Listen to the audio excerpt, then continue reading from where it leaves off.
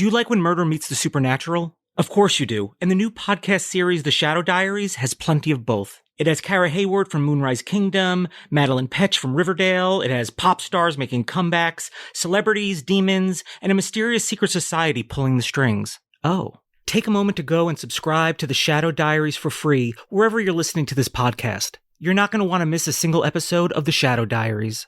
And now, enjoy episode 1 of The Shadow Diaries.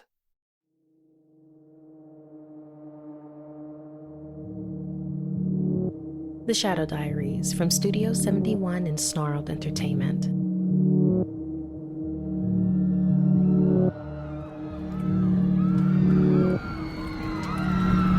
Oh my god! Dude, the stage is on fire! Oh my god! Eliza! Alarming news from Louisiana this evening. Tragedy strikes at famed voodoo Journalist fest. Shana Secco arrested for inciting a riot, causing mayhem. The following story takes place between late spring and early summer of last year, a period of time where I witnessed pure evil. Witchcraft, demonic sacrifice, real monsters, death, mass destruction, and the disappearance of pop superstar Eliza Gold. But before we dive further into the events that transpired, let's rewind. To April of the same year, when I was still a glorified intern at music media website Today's Beat. I was hired as a junior editor in the pop music vertical, which basically meant I wrote listicles and made coffee and lunch runs. I'm going to see Morrissey tonight at the Garden. Wow, lucky you. Getting to see some real music. Unlike the crap we cover here. What, you're not looking forward to reviewing the new Bieber single? Ha ha ha. Very funny. Got an extra ticket if you want to join. Seriously? The Groupon deal was too good to pass up. I'm so down.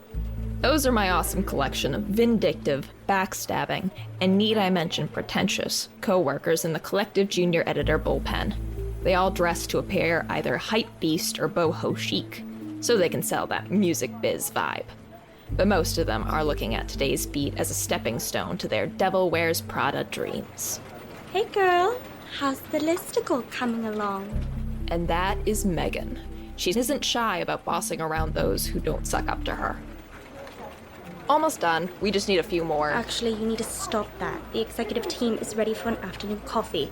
Same order as the last time, but could you double check Amanda's latte is done with oat, not soy? They used soy last time, which is really gross hormones. Sorry, I asked for oat. Just double check, okay? Fuck my life. If I don't get a real story soon, my dad's gonna stop bankrolling my New York adventure, crush all my fantasies, and move me back home to San Diego. Shana, got an order for Shana. You did the latte with oat, right? The executives, including senior managing editor Chuck Levy, had gathered in a conference room. You're on with Marilyn Rose? Hey, you, how's the circus? Putting out fires, per usual. Love it. So yeah, let's talk about Eliza Gold. We are beyond excited to get Megan on the road with your girl and cover the first week of the big comeback tour. Megan? Covering Eliza Gold's comeback tour? Maybe I should quit. Yeah, we're a hard pass on Megan, Chuck. Okay. Why? I took my time handing out the coffees in order to hear as much of the news as I could. Amanda opened her lid and sniffed for oat milk before drinking. Whew. Seemed to pass the spell test. No offense, but we want someone who actually likes Eliza's music. Right, so you want a fan? Should I look for a fan? No, just someone who takes Eliza seriously, understands that she's faced her demons and harnessed them, and along with her new team, and me, of course, is taking over the world. Yeah, I mean, she hasn't taken over the world yet, Marilyn, so maybe we should just curb the enthusiasm. Oh, just you wait, all right? Now, who on your staff is an Eliza diehard, a true believer? Chuck paused, totally stumped, and just like that, the world opened up. I delivered the last coffee, quietly exited, hauled ass back to my computer, and sent the following email to Chuck. Heading, someone who actually likes Eliza's music. Wink emoji. Then I attached the most recent blog I had written on Eliza called She's Cometh Again, and hit send.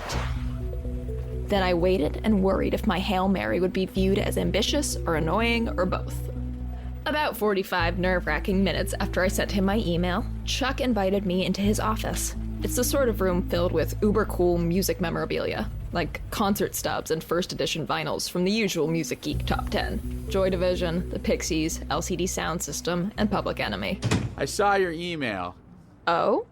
Yeah, I read the article. You did? Yeah, I noticed there were like 50 other Eliza posts too on that blog, going all the way back to your teenage years. Are we a little obsessed?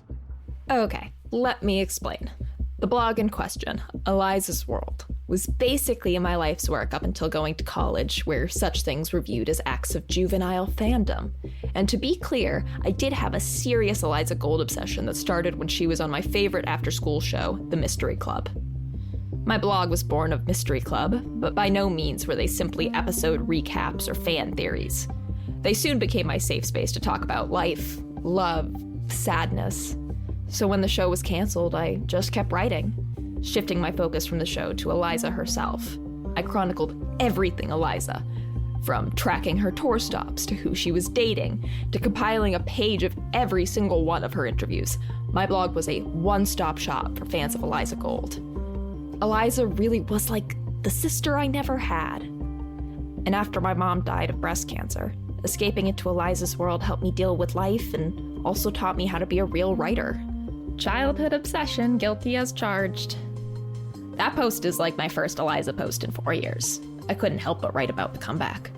Cool, so you want to do it? Do what? Go out on the road and cover the tour. Yes! I mean, yes, sir. I love the new EP. I obviously know her better than anyone else, and I've already done some research on her sudden resurgence. Great, so it's settled. Just don't fan out and screw up the whole story, okay? Copy. For real, you're representing me and the company here. Got it. This isn't your 10-year-old blog, you're a professional now. And these artists, I mean, they look human, but what you start to realize when you spend time with them is they're not of this earth. They're like a whole different species. I mean, their worldview, the lens they see through, it's very, very different from ours, okay? Got it? Yep, I follow. What about the listicle I was working on? Yeah, Megan will finish it. You fly out tonight. Congratulations, you're a journalist now. Suddenly a million thoughts raced through my head. It was already 6:30. How would I get home and pack in time to make the flight? Who would move my stuff if I wasn't back in 2 weeks? My dad? No. Chuck? What now? Where am I going?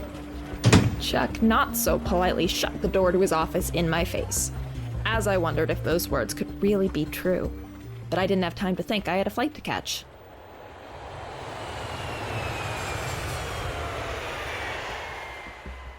I'd barely slept on the plane. I called the number I had for Eliza's assistant, Christine, several times. The mailbox is full and cannot accept any messages at this time. Goodbye. Ugh. I had a supercharged Seattle espresso shot, and by then it was time to head to the venue. An Uber ride later, I was there, and the crowds were already filing into this afternoon festival in Seward Park called Electric Odyssey. Eliza's show had been announced last minute as a surprise part of her kickoff to the tour. Secco, Shana Secco. Sorry, don't have it. I just see general admission here, miss. Well, that's not right. I work at Today's Beat. I'm a journalist. Cool, still not here. All right, everybody, next up, let's hear it for Eliza Gold! Who's ready to lose their fucking minds tonight? Ugh. Instead of arguing, I grabbed the Gen Pop ticket, texted Eliza's assistant, Christine again, as well as Chuck, and took a break to watch the show.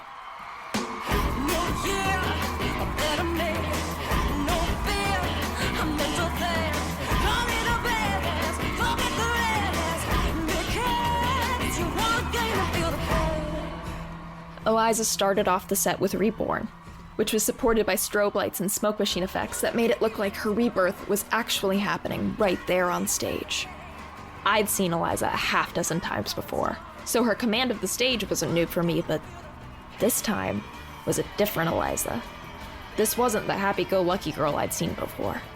This Eliza was pure power, and her audience was totally captivated, including me, until I remembered I was a journalist, and this journalist needed to get backstage and cover the story. Thank you, Seattle! Eliza's assistant hadn't called or texted me back, Chuck was still MIA, and I was stuck having to manifest a path to backstage to find my contact and pin down Eliza's team before they hopped on the tour bus and left my novice journalist ass high and dry. Everyone stand back. We'll call your name when your group is ready to come back. The line for backstage was a mess. Since it's a festival, this wasn't just Eliza's guests. It was a log jam of everyone who thought they should be there, including me. Hey! I'm a journalist. My name is, Shana... Easy, rookie. Wait your turn. You're not the only one with a story to cover. As I was texting Chuck for the 15th time, asking for help to get my pass, I suddenly heard... Hey, get back! What are you doing, man? Come on, let me through! I have to get back there! I have to see Eliza!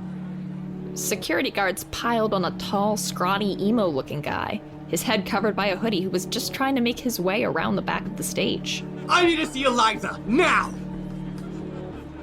I could see the emo dude dragged away, literally kicking and screaming. His deep-set eyes locked on me for a split second. It felt like I was getting sucked into a dark void. Can I help you, miss? Until I realized I had made it to the head of the line. Oh, yes, sorry. Shana Secco, guest of Eliza Gold. Not on the list. I'm sorry, must be a mix-up. But basically, I'm a writer for today's beat, and I'm kinda covering her story for the publication. Press pass? Funny story. My boss, his name is Chuck, seems to have messed up at will call. Now he's not answering and... Can't let you through without some kind of credential. Next. If you could just reach out to Christine, that's Eliza's assistant, then... Gonna have to step aside. Oh, yes, this is Chuck. Miss. Chuck? My pass isn't at will call, and Christine won't pick up, and the tour bus is gonna leave, and I... Pass, Christine! Got it! You do? Okay, Shana, you're good. Oh, awesome. Follow the tunnel to the exit. Eliza's bus is out front. Christine is waiting for you. Cool. I ran hard down the tunnel, as if I was late for a flight. My heart pumped hard. This was it. This was my moment. Wait, hey, wait! I finally arrived at the bus. As Christine, a sleepy-eyed hipster with frizzy hair and super thick glasses and wide 90s-era frames, looked down at me. Yo! You Shana from today's beat? Yeah, Tight. We were worried you were a no-show. And just like that, I was in. So that's Drew, Eliza's stylist. Welcome to the party. The roadies, Gio, Scott, and Val. Sup? It was my first tour bus experience, and it was even cooler than I could have imagined. A DJ booth, an upscale mini kitchen, an open bar, plush furniture, and vintage interior design, i.e. the works. And this is Eliza's drummer, Blake, and her guitarist, Xavier. They're a little standoffish. Eliza's backup dancers and vocalists, Monisha, Layla, Jen, and Priya. Hey. Nice blazer, yeah? Thanks. Priya's eyes seemed to linger on me as, in the very back of the bus, through an open door, I got my first glimpse of Eliza up close. She was seated next to a guy a few years her senior, in a leather jacket with chiseled facial features that were shadowed by his vintage Western hat. Beside them, an equally commanding presence. A woman in her 50s, dripping in turquoise jewelry, a ripped black tank top, skinny black jeans, and vintage Ray-Bans. I knew them both well. Mother and son team Marilyn and Cooper Rose, Eliza's current manager and boyfriend, respectively. As Marilyn pushed a door to the room closed, I caught a glimpse of Eliza's cat, Gypsy, all black except for a white spot on its forehead, walking by. So, Christine, when do you think I might be able to chat with Eliza? Well, we're all going to an underground nightclub in Olympia, so maybe after the club we can set aside some time for a prelim. A club? With music and dancing. You've been before, correct? Yes. Great. We have table service. Enjoy yourself. I'll let you know if Eliza has time after to talk. Just like that, I was alone again, watching everyone unload out of the bus as we were herded down the stairs of a subterranean speakeasy.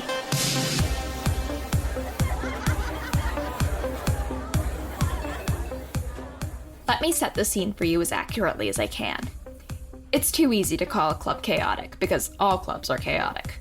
This place was different. It's an after-hours spot, which inherently creates the feeling of a fever dream. And it's Olympia, which has its own demons roaming. Nicknamed Sam and 80s after their promoters, the place played a mashup of dark electronic with a hint of 90s grunge to adhere to the legacy of fallen heroes Kurt Cobain and Chris Cornell. Yo, Shana, over here! The overly nice and mysteriously attractive Priya waved me past the general pop into the VIP and to the table with the bottle service. Sit with us, girl! Thanks. I can't believe you're a big-time writer and so young. That's so badass. Oh, well, I'm actually not that big of a writer, but... And humble, too! I think this calls for a cocktail. Oh, I actually think I should probably stay mostly sober if I'm gonna interview Eliza tonight. Oh, babe.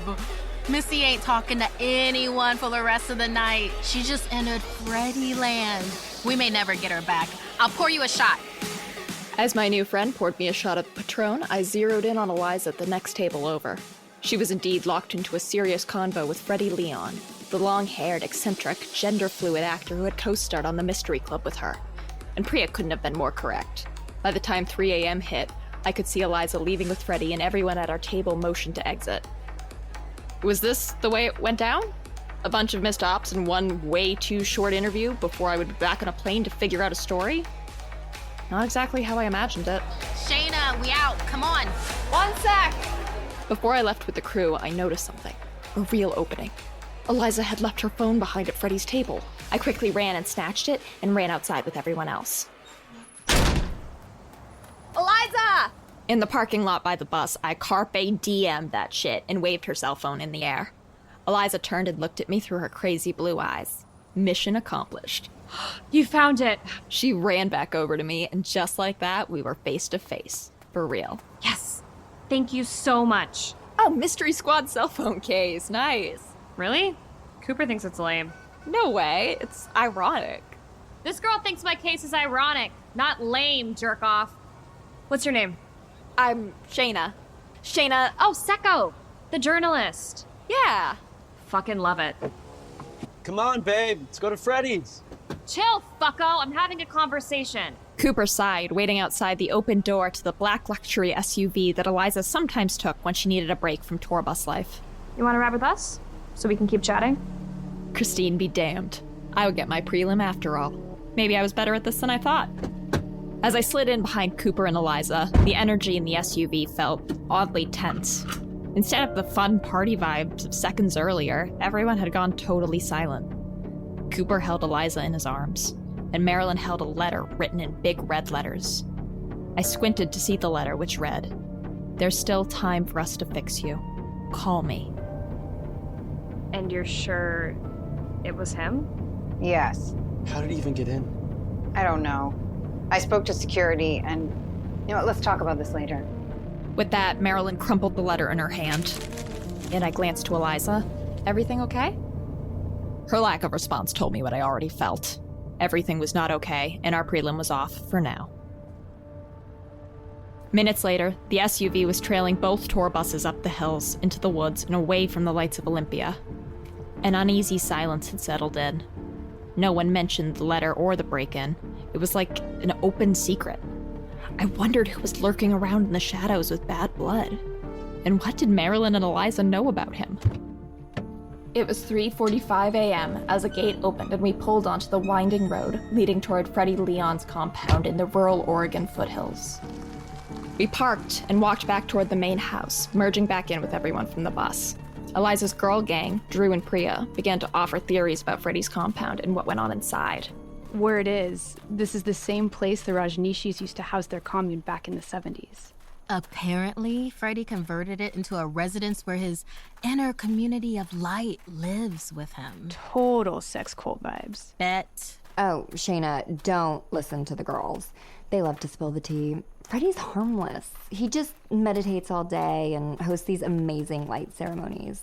Anytime we're nearby, Eliza just loves to do energy work with him. According to multiple sources online, Eliza's resurgence also had ties to a spiritual awakening. Seemed apt that the awakening would be by the way of her childhood co-star. Gotta love Hollywood. Only candlelight lit up the open-air living room. People were seated on pillows, dressed in white linen. A Jesus lookalike played the flute. Model types danced in dashikis like a Charles Manson photo shoot. The scene was fucking surreal. Hey, we're all going down to the pool. The view is insane. I'll be there in a minute. Gotta go pee. Half-truth there. Yes, after 5 shots and a lot of water to make sure I didn't have a hangover, I was bloated AF and desperate for a commode. But no, I was not exclusively breaking off from the girl gang to pop a squat. I also wanted to do some digging and see where the rooms took me next. So after I finished in the bathroom and walked down a dark hallway, past an ironic framed quote that read, "Don't piss off fairies," I walked down a set of steps towards where the chants were coming from. And this is where I found the first clue to a Pandora's box of secrets I would soon uncover about Eliza. Through a crack in the door, as I silently observed, I found Eliza in the center of a circle as Cooper and about 9 other people, Freddie and Marilyn included, were engaged in something ritualistic. It wasn't just a spiritual version of Hatha. Breathing was only half of the picture. There was violence. Hitting, clawing. It seemed to be escalating. Eliza at the center. Her eyes rolled back, speaking in tongues. Shana! Just like that, I was found. Terrified would be an understatement. We've been looking for you. I got lost. I couldn't find the, Time to go. Come on, Shana.